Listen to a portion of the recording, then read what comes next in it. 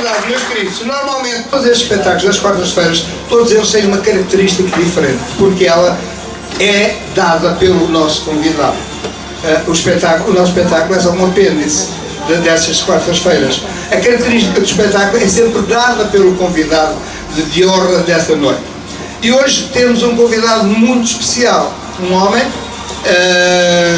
que eu mais tarde vou me referir, mas a quem pertence à comunicação, pertence ao espetáculo, mas pertence ao mundo da comunicação. E no mundo da comunicação, se há coisas que são importantes, é comunicar-se aquilo que é verdade. Porque às vezes não se comunica a verdade, comunica-se outras coisas. E eu, na minha ousadia e no meu pretenciosismo, se calhar, fiz uma pequena busca e convidei o meu querido Paulo Vasco para vir aqui dizer a vocês um texto de Brecht, escrito em 1939. Parece que foi feito ontem. Uma salva de palmas ao Paulo Vasco.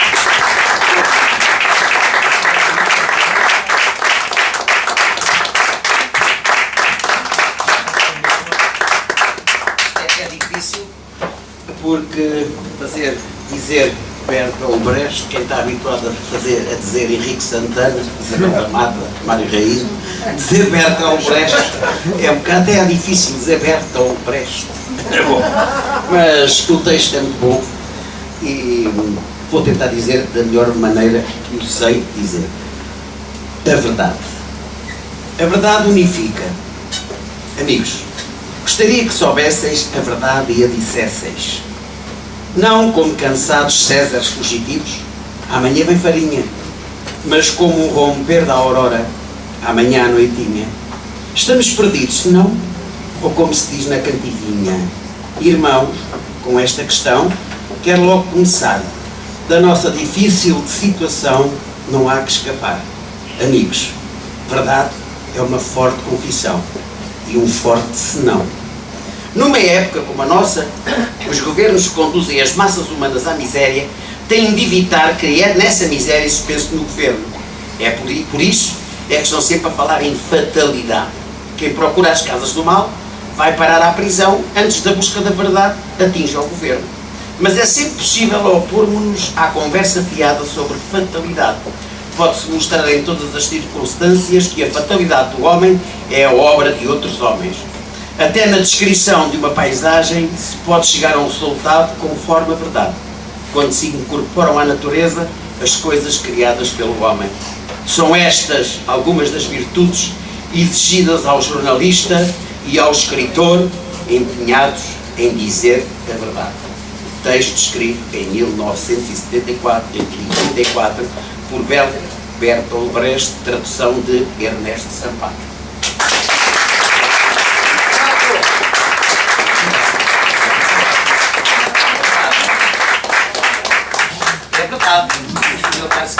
Uma grande salva de palmas ao querido Paulo Vasco, muito obrigado pela tua homenagem ao nosso convidado, nas palavras de Brecht, que é realmente, parece que foram escritas ontem. É a minha estreia em Brecht, a dizer Brecht. Não me diga.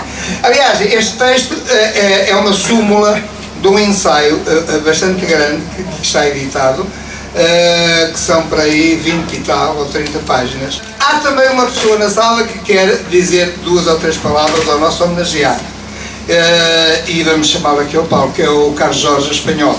Uma salva de palmas ao Carlos Jorge Espanhol, um homem também de espetáculo, vai sair aqui.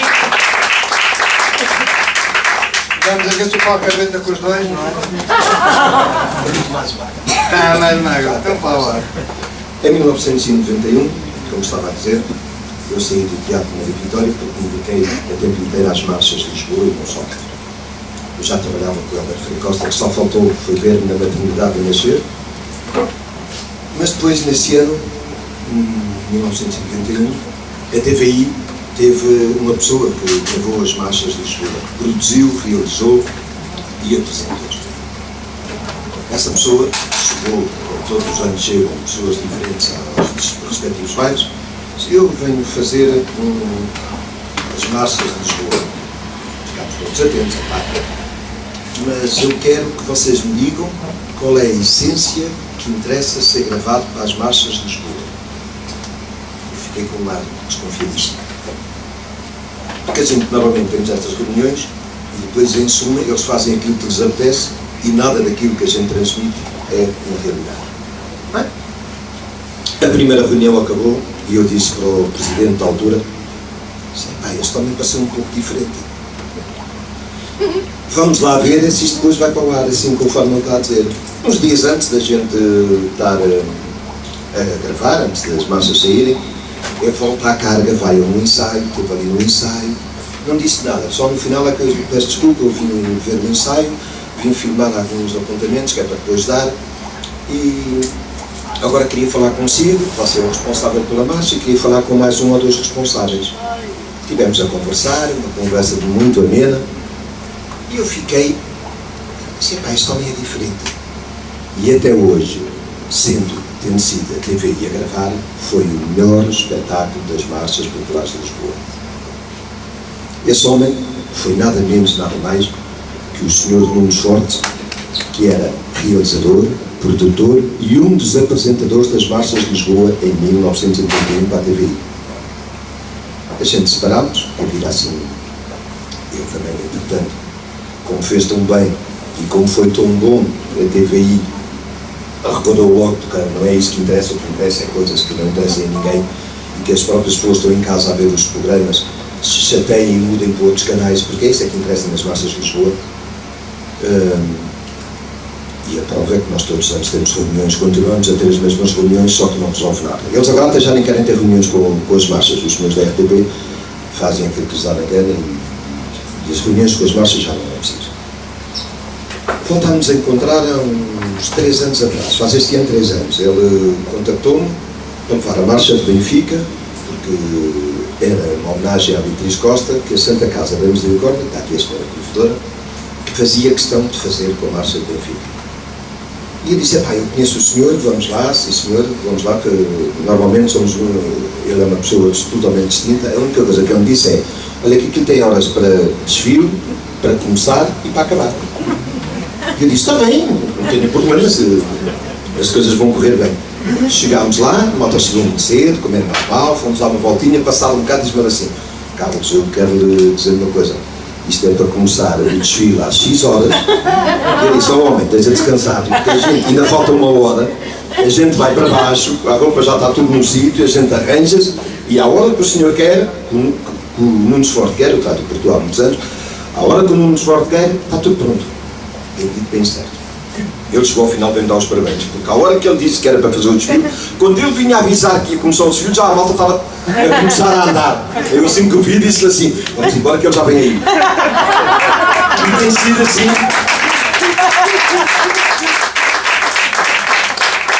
Tem sido assim estes 3 anos. Este ano voltaremos lá, e este ano com 2 marchas. Com a marcha de Baixa e com a marcha de Benfica. Eu tenho uma palavra, nós às vezes colaboramos, eu quando preciso pede eu ajudo, eu quando preciso peço ele ajuda, e eu tenho uma palavra para definir o Nunes Forte. Aliás, foi uma das coisas que eu coloquei no livro dele.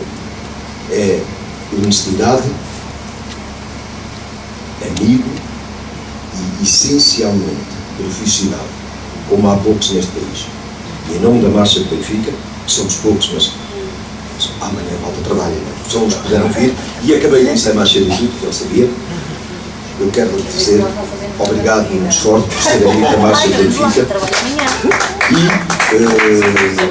e é por causa disso que vieram 5 pessoas para o homenageá-lo hoje. Muito obrigado, Nunes Forte.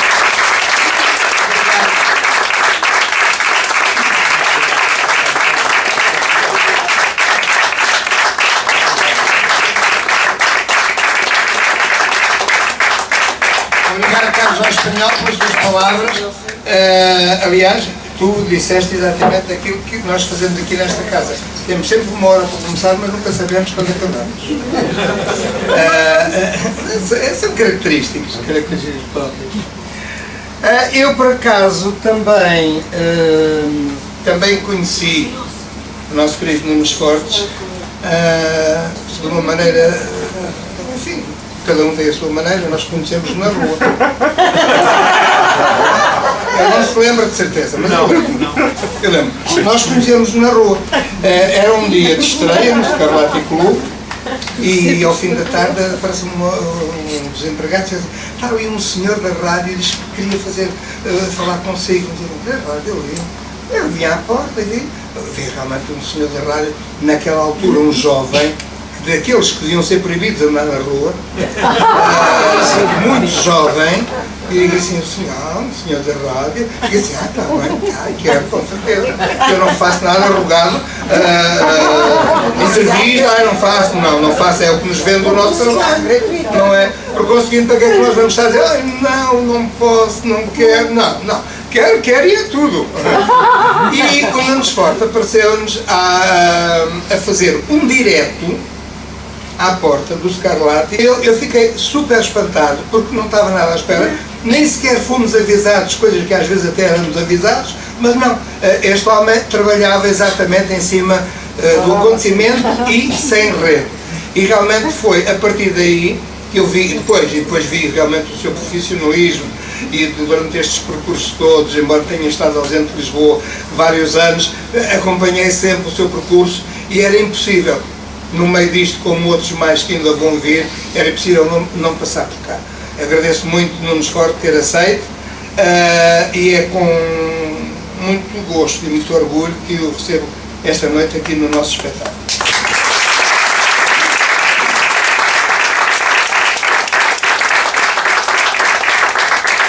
Alguma coisa a dizer, porque é evidente que nem todos deverão ter conhecimento. A personalidade a homenagear esta noite tem um dos currículos mais ricos e vastos que nos dificulta a possibilidade de o enunciar pela sua grandiosidade e o qual percorre todo o mundo do espetáculo em Portugal, desde o cinema, o teatro, a rádio e a televisão. Tendo sempre exercido a sua atividade de comunicador com imparcial e exemplar profissionalismo.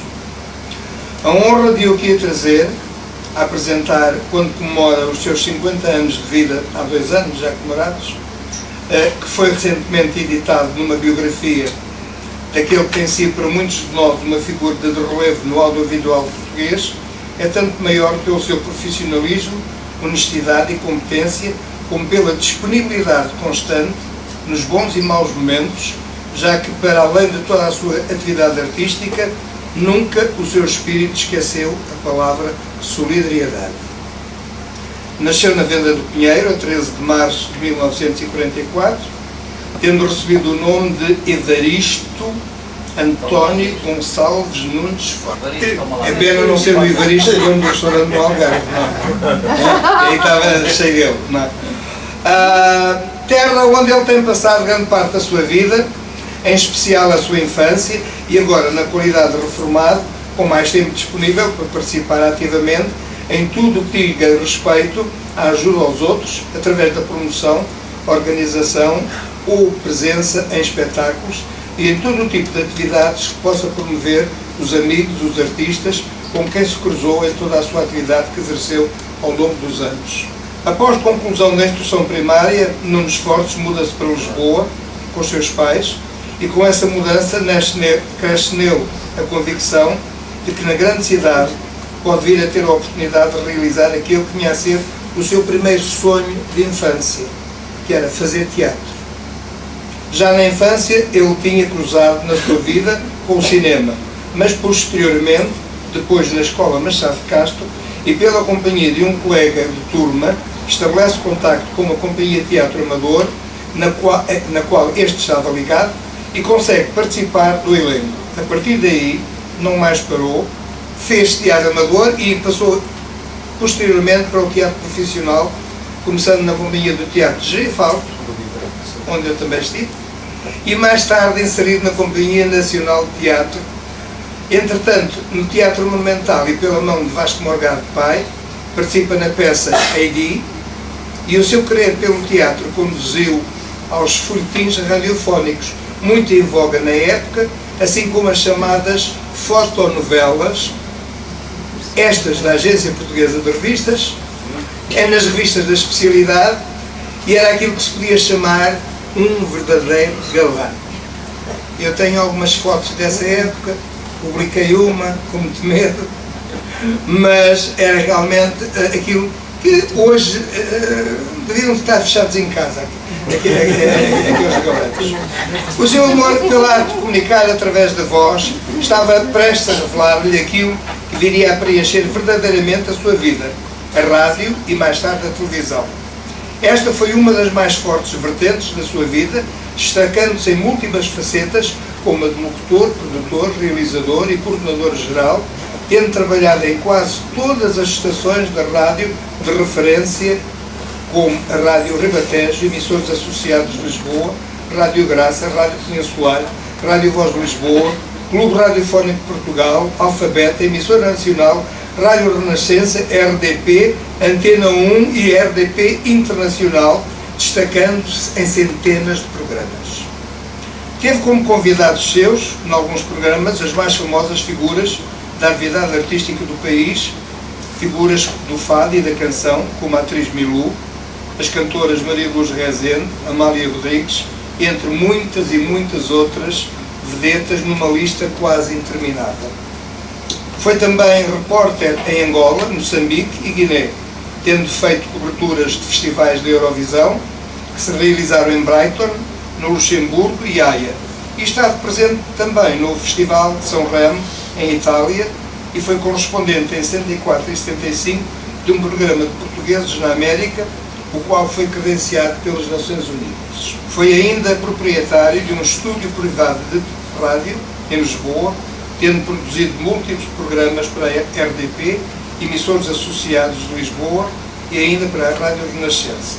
Como apresentador, comunicador, a elaboração de uma lista onde constem os espetáculos em que participou, quer na qualidade de organizador, apresentador ou interveniente direto do mesmo, é impossível de se concretizar.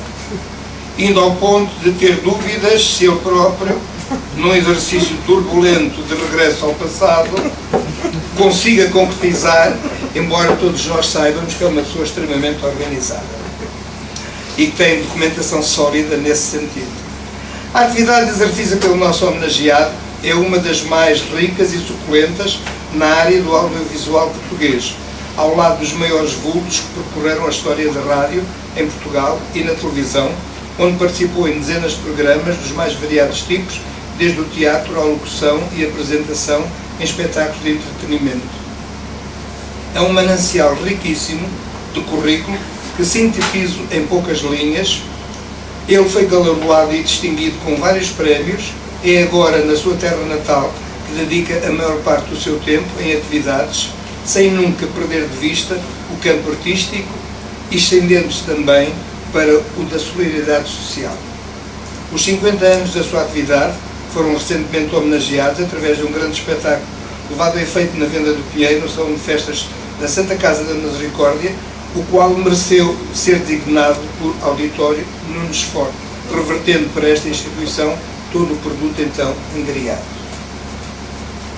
Hoje trazemos até vós um dos vultos e homens que no audiovisual português futurará por mérito próprio, por muito tempo, na mente de todos quantos tiveram o privilégio de o ouvir ou de com ele privar, pelo seu profissionalismo, pela sua amizade, pela sua dedicação e pela sua solidariedade. Estive a falar, meus senhores e minhas senhoras, Nunes Forte.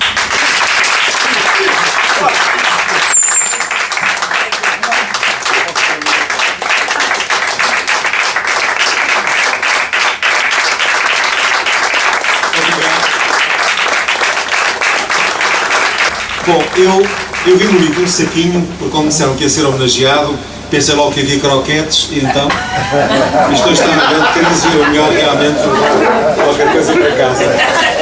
Bom, eu fiquei preocupado, primeiro disse que sim, vinha aqui com muito prazer, mas fiquei preocupado porque este espetáculo está há muito tempo, já cá vieram celebridades, e pensei que não viesse ninguém, mas afinal tenho aqui muitos amigos, e eu antes que me esqueça, já foram referidos, mas quero citar realmente os atores, começo os atores, Isabel da Mata, o Ricardo, o Vasco, Paulo, estás a ver como é que a gente se encontra? o Diogo. Está todos fazendo aqui. O Castro Espanhol também é multifacetado. Tenho aqui também o Helder. Aliás, já foram todos falar. Não quero deixar de citar também a presença dos meus dois filhos, o Pedro e a Ana, e o meu neto mais velho, que é o Pedro, que representa mais dois irmãos que são pequeninos, ainda não podem ver estas poucas vergonhas. O André, por favor.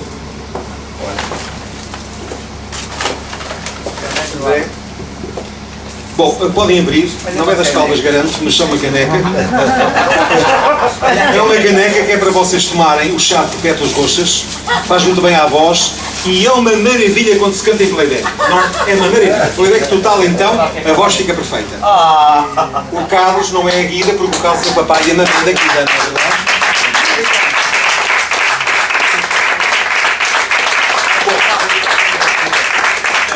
O Carlos falou quando é que me conheceu. E eu recordo que tive também influência relativa numa certa altura da vida dele, que ele agora talvez também não se lembre. Em 1977, 78, estava eu na Grande Noite do Fado, que era produzida por um grande homem, que era o Neves de Sousa, que já faleceu, ligado ao desporto, mas também ao mundo do espetáculo. E a Grande Noite do Fado, nessa altura, era o grande espetáculo anual. Não tínhamos dúvidas. Porque eu levava lá, as pessoas pensavam, mas tanto fado, começa às 9 da noite e acaba às 7, como é que as pessoas aguentam?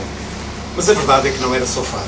Era o grande espetáculo que tinha um concurso de fado, mas tinha as atrações do Casino de Estoril, a representante da RTP no Festival da Eurovisão, as atrações do Maria Vitória, as grandes do Maxime também, as várias estrelas que estavam, iam lá. Mas nunca tinha ido travesti. Nunca. E o Scarlatti estava com uma projeção extraordinária, como já foi dito, e o Neves Sousa disse, sabes, eu tinha uma vontade enorme de trazer o travesti aqui ao Coliseu, mas os meus colegas da direção acham que não, porque homens vestidos de mulheres, depois é toda a gente do bar, aquilo vai ser uma confusão enorme, anda lá comigo. Eu disse, eu já vi o espetáculo, e não é bom. É muito bom. Sabes qual é a minha opinião, Neves Sousa, se perguntas, é quando os espetáculos são bons, têm a dignidade, têm aquilo, o público gosta de certeza. Ainda bem que estás comigo. O que é certo é que foi ao Coliseu e arrasou. Foi ou não foi? Foi aí que o travesti passou para o grande público. Estava nos elites, mas aí passou para o grande público. A dignidade do espetáculo, a forma como histórias. Aliás, voltei por 3 vezes seguidas à Grande Noite do Fado. Exatamente. E depois acabei exatamente por fui embora. Exato. Mas a primeira noite foi importante porque era, além de ter os atores como o Raul Solnado. Foi na noite que ganhou o Camané.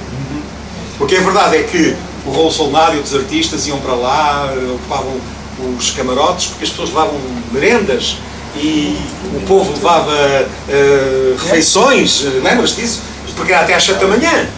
E era um grande espetáculo, mas havia esse problema de ser gente do povo que não estava habituada a ver um espetáculo deste tipo e podia, portanto, não gostar. Mas foi um sucesso estrondoso, sem dúvida absoluta. Eu agora vou interromper para depois deixar sozinho, porque, independentemente da troca de galhardetes, eu trago aqui.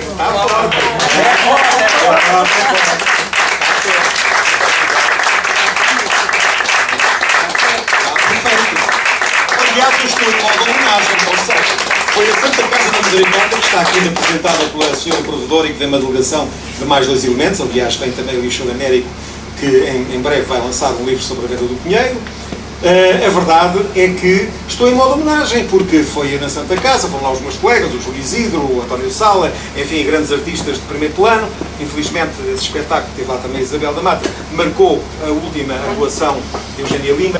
E ela nunca mais se esqueceu, estava muito doente e dizia sempre que maravilha ter sido aquele espetáculo, que eu não esqueço. Depois foi a Câmara Municipal de Mafra, que também me deu a medalha de mérito, e aí o presidente, o engenheiro Helder Sousa Silva, disse uma coisa muito interessante, quando eu no final fui agradecer e disse: Nunes Forte, as homenagens não se pedem, não se agradecem, aceitam-se ou rejeitam-se. É só isso que se deve fazer. Eu realmente não vou agradecer a homenagem, mas vou agradecer a estes amigos todos porque nós somos amigos e, portanto, mas estes que vieram numa noite em que havia aviso amarelo, inclusivamente, meu Deus!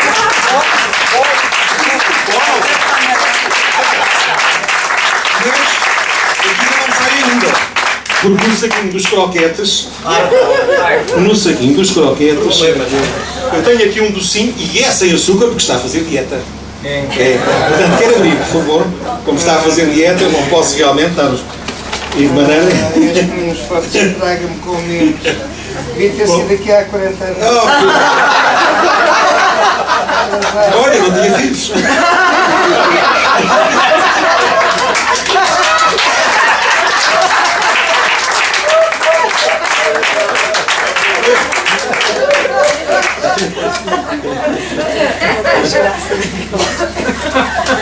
Ah, meu Deus. Obrigado. Trata-se de uma. Olha, mostra aqui para o fotógrafo.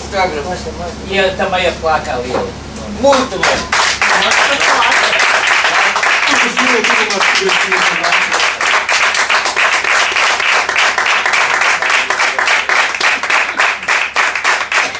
A propósito de histórias e das placas, já agora eu vou ler. Tributo ao ator Carlos Ferreira, aplaudindo 4 décadas de êxitos de Guida Scarlatti.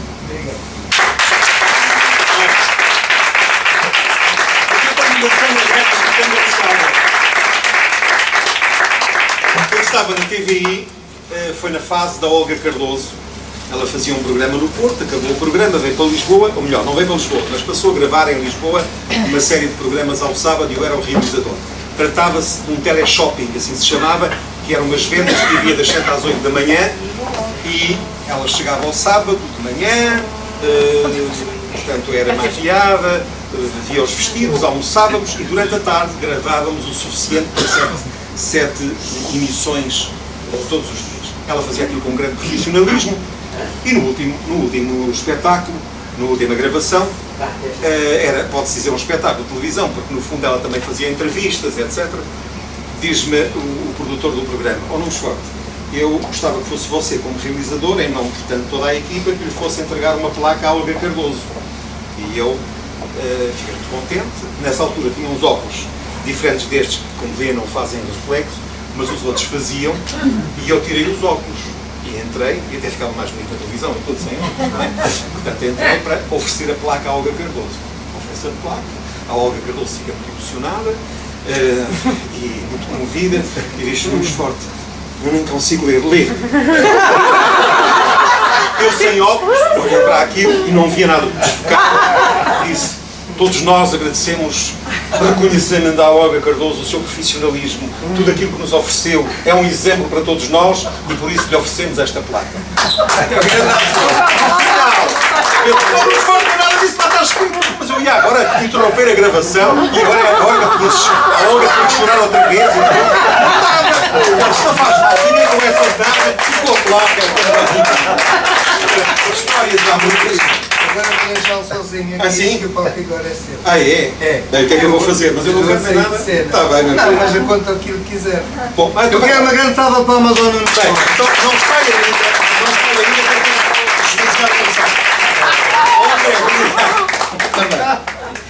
Por acaso, o meu querido, eu vou dar aqui ao André em primeiro lugar, por uma razão simples. André, você está levando muitas coisas. Há bocado falou de Ferraz, e eu tenho aqui um livro que já é uma edição de 78 e que encontrei num alfarrabista. E vou dar ao André.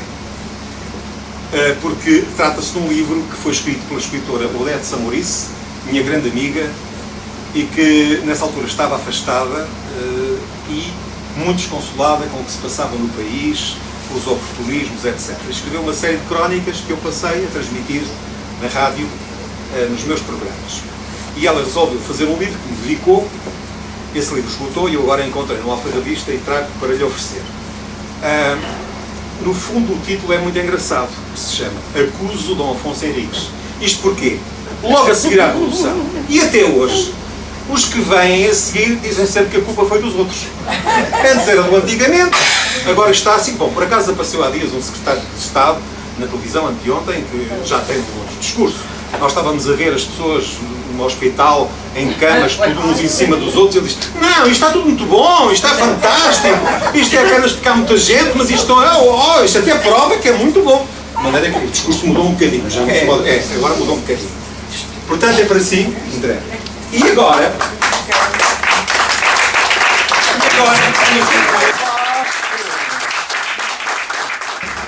O Carlos é meu amigo no Facebook e está muito atento, é sempre muito ativo. Notícias sobre o espetáculo, também sabe que eu uso o Facebook sobretudo, não para falar de mim, mas para falar dos outros. No entanto, o Luciano Reis teve a ideia de fazer um livro biográfico. E o Carlos postou-se logo muito entusiasmado desde o princípio.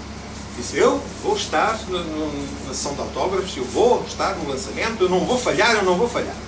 E estava sempre, quando é que é, quando é que não é, e eu fui criando expectativa, em prévio, fui dizendo que era no dia tal, não sei mais, eu lá estarei. Surpresa das coisas. Era tanto o desejo que ele foi à sessão de autógrafos e lançamento uma semana antes. É verdade, uma semana antes. E depois no dia do lançamento não pôde ir porque estava em ensaio geral. Depois comprar amanhã, porque depois o livro esgotou. Na segunda-feira eu fui a Mafra, a uma livraria que é a Livraria 77, e encontrei lá um exemplar. O livro já tinha esgotado, mas ele tinha comprado o livro, tinha ficado com o livro para um cliente de Mafra. Só que o cliente, temendo que o livro se esgotasse, comprou no outro lado. E disse, nem de propósito, não tens o primeiro livro, mas tens o último.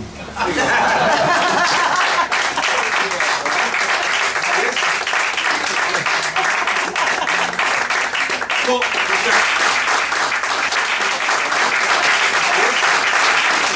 no Teatro da Trindade, eu estava no Genifaldo, sei que o Carlos também trabalhou lá, e à noite havia a Companhia Nacional de Teatro. Isto é uma época em que o respeito pelo teatro era um bocadinho maior do que é hoje. Há pessoas que o teatro estão com grande respeito, mas era um bocadinho maior. Nós tínhamos muito cuidado quando nos aproximávamos dos atores, os atores de primeiro plano. Não era fácil. Mas mesmo assim, na Companhia da Noite estava, por exemplo, o Alves da Costa e o Sr. Guilherme Nilo Judice, que era uma grande senhora do teatro. Aliás, eu devo dizer aqui uma coisa em parênteses, se calhar estes nomes não estou a dizer muito à maioria das pessoas, mas quando ela há bocado falou de popularidade, etc., há uma coisa que eu aprendi, e por isso também nunca me cheguei muito à frente nas revistas, para entrevistas e para ser um nome de média muito falado. Eu, se fui alguma coisa conhecido, foi pelo meu trabalho. É que um grande amigo meu, o capitão Jaime Varela Santos, no Rádio Rebatejos, disse uma coisa muito importante. Num esporte, nunca se deixa influenciar pela notoriedade, pela publicidade, pelo nome. É que todos nós estamos destinados ao esquecimento. Apenas uns mais depressa que os outros. Portanto, não vale a pena andarmos a pisar uns aos outros, por sermos mais conhecidos e não sei o quê, porque tudo esquece. Quem já se lembra da Laura Alves, da grande Laura Alves? Quem se lembra? Bom, mas voltando atrás, eu quero dizer que realmente a Corina Judice era uma grande senhora de teatro e nós estávamos na companhia, éramos todos gente muito nova e claro que acabávamos o espetáculo, tínhamos engargalhado a escada abaixo e depois ainda estávamos a conversar e tal, e a senhora ficava sempre muito incomodada. E portanto, não estando já ninguém na sala, ela achava que o teatro era um templo e que ninguém podia falar alto nem rir. Então chegava à porta, o ar tipicamente, e nós passámos-lhe a chamar por Nilo Judice. Isto é verdade. Ainda a propósito de profissionalismo, há uma história também muito interessante, eu tenho pena de não me lembrar do nome do ator, mas que aconteceu no Teatro Nacional, e sem que peça foi no Entre as Gestas, é uma peça portuguesa, e nessa altura, hoje acho que as pessoas já não ligam tanto, mas os velhos atores, chamamos assim, que estavam reformados, com formas miseráveis, isso não mudou nada, não tinham possibilidade de continuar a trabalhar. Estavam reformados e pronto, e aquilo não dava para viver. Mesmo a Companhia Nacional acabava por dar trabalho aos atores, não punha o nome deles no programa. Isto também aconteceu com outros, como com o Salles Ribeiro no Teatro da Trindade. Eu depois fui substituí-lo num pequenino papel que ele tinha. Ele tinha uma marcação em que entrava a 3/4 para não se ver, portanto já estão a ver todo o problema que havia só para ajudar os velhos atores. E então esse ator tinha um pequenino papel que era, falava atrás de um muro. Aquilo era um cenário rústico e ele falava, tinha 2 ou 3 falas atrás de um muro. Nunca era visto pelo público. No entanto, ele chegava ao teatro cedíssimo, 2 a 3 horas antes, não tinha direito a guarda-roupa porque não aparecia, mas arranjou um guarda-roupa adequado, vestia-se como se tivesse que aparecer em cena e pintava-se cuidadosamente. Um dia perguntaram, mas para que é isso? Então tu nem apareces, então se... Oh, meus amigos, e um dia se o Murcai. O Murcai. Na rádio há também situações muito engraçadas. Um colega meu, que é o José António Crespo, que foi produtor da Videofono, estava como coordenador da Antena 1. E nessa altura a Antena 1 tinha todas as noites emissões de estúdios diferentes. Podia ser de Lisboa, mas era de Porto, de Faro, de Coimbra, e usava-se ainda uma fórmula que hoje já está ultrapassada, mas que era chamar o estúdio seguinte. Normalmente, depois do noticiário da meia-noite, o locutor de serviço dizia terminamos aqui a nossa emissão e agora passamos para os nossos estúdios do Porto. Boa noite, senhores ouvintes, atenção, estúdios do Porto. E depois entravam de lá, aqui estúdios do Porto, vamos continuar a nossa emissão. Era assim a passagem. Numa noite, o locutor disse as palavras que há pouco indiquei, mas nada aconteceu. Ele fez uma pausa e tornou a dizer: boa noite, passamos aos estúdios do Porto. Atenção, Porto. Nada. Outra vez, atenção, Porto. Nada. Então abre-se o microfone, sente-se ouvir um clique no microfone e uma voz muito baixinha, que era a senhora da limpeza: não está cá ninguém. Quando estou a ouvir, ela disse baixinho.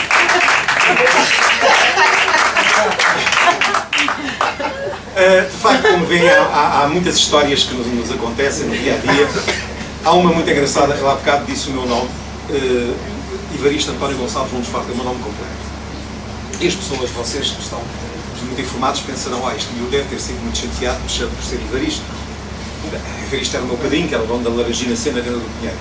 A verdade é que nessa altura aquilo era uma aldeia, e se viram um filme, viram uma vez, nem repararam nisso, e nunca ninguém nos chateou com a história do Evaristo vem cá disto, vens cá disto. Não. O que acontece é que quando eu fui fazer o teatro para a Alverca, que foi há pouco citado numa revista chamada Está Bem Deixa, em Alverca, uns colegas disseram: se calhar um nome mais artístico. A Anitta Guerreiro chama-se Bibiana, não é verdade? E portanto era preciso criar um nome artístico. Evaristo, se calhar não dá muito bem e tal. E olha, usa-se muito, tu já estás a fazer rádio, usa-se muito o apelido. Fialho Gouveia pode ser Nunes Forte. E eu acabei de ficar com o apelido. Bom, entretanto, eu fui trabalhar também para o Rádio Peninsular. E o Rádio Peninsular ficava no chamado Bairro Azul, que é um bairro que fica mesmo em frente do Corte Inglês, Rua Fialho de Almeida. Vejam a coincidência de uma pessoa que queria ir para o teatro, o que é que vai acontecer? Eu vou para um prédio, que é o estúdio do Rádio Peninsular, do lado direito é o Rádio Peninsular, e do lado esquerdo mora o António Silva. Não sei se estão a ver, quer dizer, mesmo nada lá. Bom, e então, o Aurélio Carlos Moreira, que ainda está vivo, felizmente, e trabalha na Rádio Renascença, ainda há pouco tempo recordei isso com ele, achava estranho, eu a uma certa hora, ia às 2, 3 da tarde, eu tinha sempre que ir à porta da rua. Era para me encontrar com o Sr. António Silva e a Dona Jacina Silva, que depois fui até bastante amigo. Mas o Sr. António Silva não era, na sua vida normal, aquilo que nós conhecemos dele, uma figura exuberante, uma figura até muito tímida. Quer dizer assim: boa tarde, Sr. António Silva. Boa tarde, Dona Jacina Silva. Boa tarde. Pronto, eu fazia aquilo todos os dias. Ele encontrava no Parque Maior, nem me conhecia, nunca me tornava a ver, não sabia lá quem era. Mas a verdade é que um dia eu achei de coragem e disse: desculpe, Sr. António Silva, sabe? Eu é que sou o verdadeiro Evaristo. Então tens cá disto. E nunca mais se esqueceu, e onde me encontrava, realmente já falava comigo acerca disto. Porque já estou lembrado das histórias relacionadas com o António Silva. Muita gente não sabe, mas o António Silva foi comandante dos bombeiros da Ajuda. Os bombeiros da Ajuda têm um quartel, onde eu aliás tive um estúdio por cima, que é na Praça da Alegria. Ainda está lá o quadro, a figura dele em grande. E portanto ele, como sabem, todos nós nos recordamos do cinema, mas ele fez muito, foi teatro. E a teatro, aliás, a tradição do travesti, faço aqui um parênteses, é muito grande. A importância que o Carlos teve neste mundo foi fazer um espetáculo global de travesti, mas o nosso teatro tem uma tradição muito grande. Todas as revistas tiveram sempre travesti. A própria, eu fiz um documentário, é o único que existe, sobre a Emília Silva, e ela própria diz nesse documentário, eu gostava muito de fazer de homem. Quando fui ao Brasil, não tinham visto antes, até pensava, olha aquele rapazinho e tal. Era eu praticava-me toda, dizia ela. Portanto, há uma tradição muito grande, e o Raul Soldado fez uma peça no Monumental, a madrinha de Charlie, também em travesti. Portanto, há de facto uma tradição grande nesse meio. Mas não havia estas plumas, as lantejoulas, etc. E foi com a atitude. Mas eu estava a contar a história do António Silva. O António Silva também fazia, todos os atores adoravam fazer isso. Também fazia travesti no teatro. E uma vez estava a fazer, foi quando ele decidiu deixar de ser comandante dos bombeiros. Estava a fazer criada, olha, se calhar chamavam-se supeiras, era assim, não eram criadas assim, mas era mais ou menos com este tipo de roupa que o André tem vestido e então chega um bombeiro muito aflito, não é? No teatro, sem cena, ele vestido de criada, e o bombeiro a fazer, meu comandante! Estava por isso com a boca aberta, o que é isto? E ele achou que, por causa da dignidade de bombeiros, devia deixar de ser bombeiro, de ser comandante dos bombeiros, para não ter situações como esta. Do António Silva conta-se uma história muito engraçada que se terá passado no Teatro Avenida. Numa época ainda em que os teatros funcionavam todos, era uma grande alegria, em que Lisboa não estava a saco como agora, as portas podem ficar perfeitamente, têm que ficar fechadas, nessa altura ficavam apenas encostadas, não havia problema. Eu lembro-me de ter ido várias vezes à Avenida e entrava pela porta da Caixa sem problema absolutamente nenhum. Os carros também não ficavam com portas fechadas, não havia os problemas que há hoje. Bom, o António Silva diz-se que esta é uma história que se conta, eu não tenho comprovação, mas garantiram-me que era verdade. Era um grande galã. Aquela figurinha atraía muito as meninas e sobretudo as do teatro, gostavam de subir horizontalmente, que era mais rápido. Então, quer dizer, era fácil. O problema que o António Silva tinha é que a mulher dele trabalhava sempre com ele.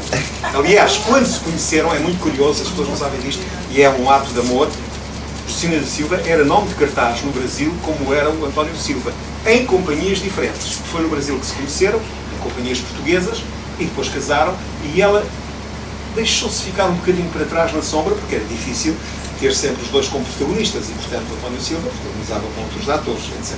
Bom, então a verdade é que o António Silva estava na revista, no Avenida, e que era um teatro que ficava em frente, quem não sabe, ficava praticamente em frente do Parque Mayer, do outro lado da rua, depois entretanto ardeu, e ao contrário do que a lei diz, não se pode deitar teatros abaixo, tem que se construir outro, a verdade é que aquilo foi para centro comercial, como foi monumental, etc. Bom, e então o António Silva andava a ser ele catrapescado por uma menina que queria subir rapidamente, mas nunca havia oportunidade, estava sempre a dona Justina Silva.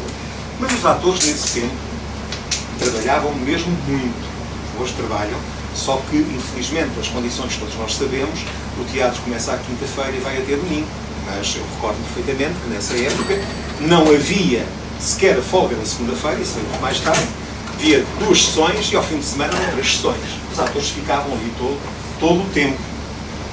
E, portanto, era difícil, a mulher estava sempre presente. Mas um dia, ela com a mulher do Costinha, a Luísa Durão, resolveram ir ao cinema. Aproveitando que o António Silva tinha as cenas maiores, estavam a ensaiar as cenas dele e, portanto, foram ao cinema. Ela pensou logo, bom, ela veio ao cinema, já não volta, hoje é que vai ser. E então o que é que a menina faz? Como não entrava, foi para o carro do António Silva, que estava em frente do Teatro Avenida. E entrou para o carro, como digo, os carros ficavam abertos, não havia problema nenhum, foi para dentro do carro. Só que a Justina Silva regressou. A menina, como aquilo, os ensaios iam até às tantas, adormeceu no carro, na parte de trás. Então, para a frente, entra o António Silva e a mulher. Quando o carro começa a trabalhar, a menina dá um susto. Então a Justina voltou-se para trás e disse, tens aqui fulana de tal. Coitada da pequena, pois é, já é muito tarde para ela ir sozinha para casa, ias levá-la, não era, meu querido? Então vai, levas-me a casa, vais levá-la e depois cá te espero. Não faz, dona Josefina, não, de maneira nenhuma, já é muito tarde. Não, filha, não faz mal. Ele vai, o meu marido leva-te e depois traz. Não há problema. Eu ficaria aqui a contar mais histórias, mas olha, tenho que achar o provedor que amanhã está de serviço 24 horas, não é? A médica é operadora e vocês também têm trabalho, o meu neto também tem, vocês também, cada um tem o seu trabalho. Mas agora, talvez para concluir, estou-me a lembrar dos tempos de Tertúlia, o Monte Carlo, o Cinema Monumental, não falando do Café de Lisboa, que era em frente do Parque Mayer, mas estou-me a lembrar especificamente destes, porque eu tornei-me amigo da Laura Alves, porque também fui fazer uma entrevista e contei-lhe que ia ver várias vezes até a mesma peça para o terceiro balcão, que era a 5 escudos, que era uma promoção que o Vasco Morgado fazia. E ela disse, não, a partir de agora eu tenho sempre aqui um bilhete, vens quando quiseres, etc. E eu passei muitas vezes. E foi no camarim da Laura Alves que eu vinha conhecer o Filipe lá à féria. Depois também teve comigo na tropa. Portanto, nós passámos muitas vezes a ir a vários sítios. Olha, ali estão os artistas. E nós queríamos ver os atores, etc. Eu recordo perfeitamente a primeira vez que vi o João Vilaré, que vi atuar ainda com uma grande amiga minha, que é Beatriz Costa, no Champanhe Saloio, no Parque Mayer, e vi ainda o Vilaré, uma peça notável, que esta noite choveu prata, mas ao vivo vi-o no Café Monumental, em que ele foi visitar os colegas.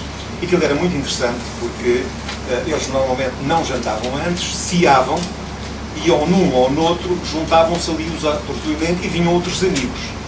Nessa noite esteve lá o Vilaré.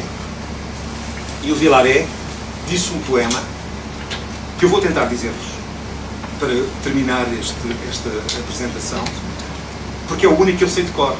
É que eu fiquei muito impressionado de o ver dizer um poema, fui para casa, decorei o poema e penso, vamos lá ver se a hora tardia e o PDI não farão aqui qualquer problema, mas a verdade é que suponho que o Vilaré terá dito o poema, não quero garantir para não errar, mas terá dito homenageando o Paulo Renato, que nessa altura teria sido pai. Creio que o Paulo Renato tem uma filha, não é? Não sei se sabe, tem uma filha, não é? E portanto acho que foi uma filha que lhe tinha nascido na altura. Bom, e portanto eu muitas vezes fiquei ali, umas vezes sozinho, outras vezes vou lá à féria a assistir às conversas deles, nunca pertencemos a esse núcleo, mas as pessoas iam saindo e nós íamos nos aproximando, também nunca nos mandaram embora, mas também nunca fizemos parte desse núcleo, mas ouvíamos as conversas e aquilo divertia-nos muito. Portanto, agradecendo uma vez mais a vossa presença e não querendo tornar maçador, vou tentar então dizer o soneto, já que a minha função normalmente é ser locutor e o locutor não tem muito para fazer, a não ser conversar. Podia estar aqui a noite toda a conversar, mas há mais que fazer. Vou tentar o soneto, ainda por cima, é um soneto, não é grande nem pequeno, é um soneto. Chama-se Violante Maria Luísa. Acorda cedo como aos passarinhos e vem logo direito à minha cama. Sacode-me com jeito, por mim chama e abre-me os olhos com os seus deditos. Estornado, sangue, beijinho. Não quer beijinho? Com voz de obscura. Da minha ira empalidece a chama e acariciando apaga os seus carinhos. Senhor, que amor de filha tu deste. Dá-lhe um caminho brando e sem abrolhos. Dá-lhe a virtude por empaninha e destina também o Pai Celeste. E a mão com que ela agora me abre os olhos seja-nos ao fechar.